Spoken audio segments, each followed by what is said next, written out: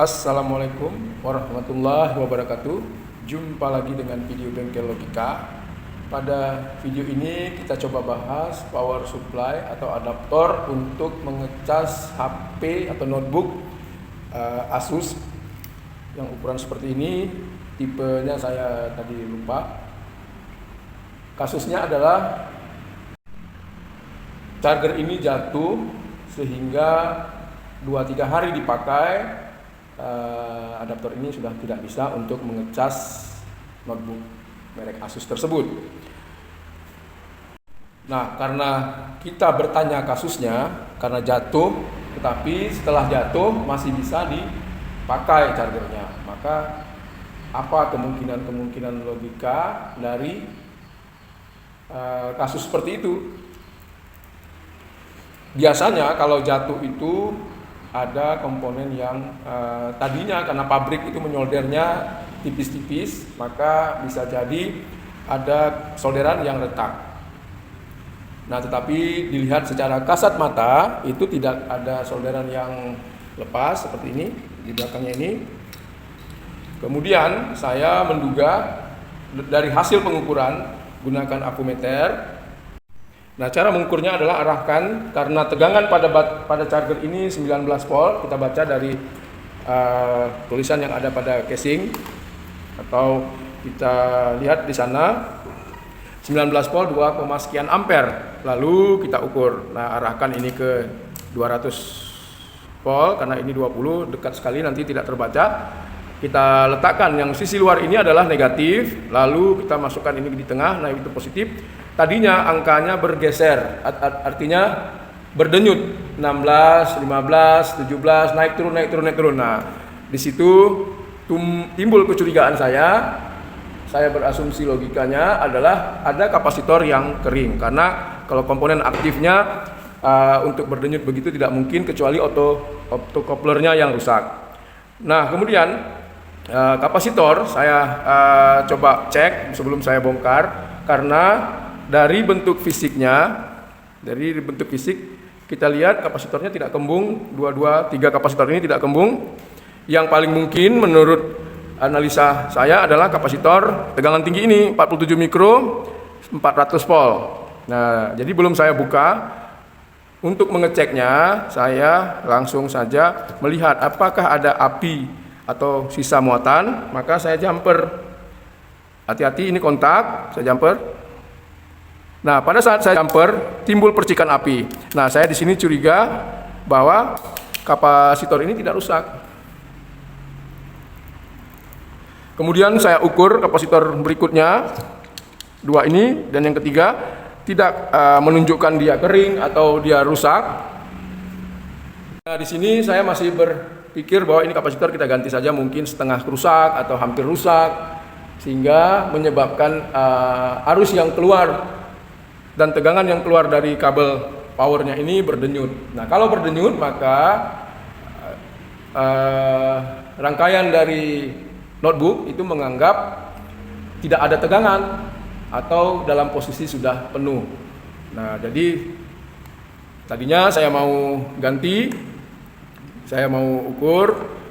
Nah, lalu saya berlogika lagi, coba kita lihat, karena kasusnya adalah jatuh, retak, lalu dipakai beberapa hari. Nah, mungkin saja ada bagian yang sudah lepas kakinya. Nah, lalu saya gunakan kaca pembesar. Nah, saya lihat dari dekat, kira-kira ada nggak jalur yang retak. Dengan cara kita goyang-goyang komponennya dari belakang, kita goyang-goyang, kita lihat posisinya ada nggak yang longgar. Nah, ternyata kapasitor yang besar tadi 400 volt 47 mikro itu seperti longgar. Nah, saya solder, saya tes lagi, tidak menunjukkan, tetap bergoyang. Nah, ini apalagi, kayaknya harus kita ganti kan gitu.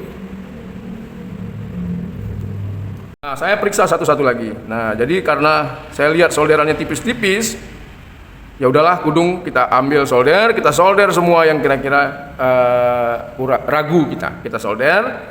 Nah, setelah kita solder, ternyata ada satu kaki dari sudah disolder, tetap juga berdenyut tegangannya. Lalu sudah sampai kepada keputusan harus mau diganti, saya cek lebih mendetail lagi. Nah mungkin ini ada yang masih nggak pas atau longgar solderannya. Saya lihat lagi dengan menggunakan kaca pembesar, ternyata ada satu jalur dari trafo transformator yang PCB-nya putus. Nah itu tidak terlihat, putusnya halus sekali. Maka nah ini dia, setelah saya solder semua tidak ada hasil, ini dia ternyata jalur ini retak, putus. Kalau dilihat masih seperti tersambung, maka saya langsung solder penuh. Nah saya solder penuh, saya tes, hasilnya langsung tegangannya stabil 20 ataupun 19 volt. Kemudian kita tes lagi untuk beberapa lama hidup. Semoga bisa awet, karena kalau lama berdenyut lalu dicoba dites pada beban bisa menyebabkan kerusakan dioda ataupun komponen lainnya. Nah ternyata terbukti setelah berapa kita coba tadi, diodanya korslet. Jadi kalau ada charger HP atau notebook yang sudah tegangannya berdenyut, itu jangan lagi dipaksakan, jangan dicoba pada beban katakanlah notebook, bisa menyebabkan kerusakan komponen lain. Nah ini dioda yang rusak, kita ukur. Nah kalau naik semua jarum apometer itu menandakan dioda ini short. Nah kalau dioda ini sudah short, pastinya driver atau rangkaian penguat transistor, apakah MOSFET atau transistor biasa 3155 ini biasanya jebol juga, karena itu satu paket. Nah kalau sudah begini, kita harus memeriksa lagi satu persatu komponen-komponen yang terkait dengan kaki transistor tersebut. Nah ini kita buka dulu.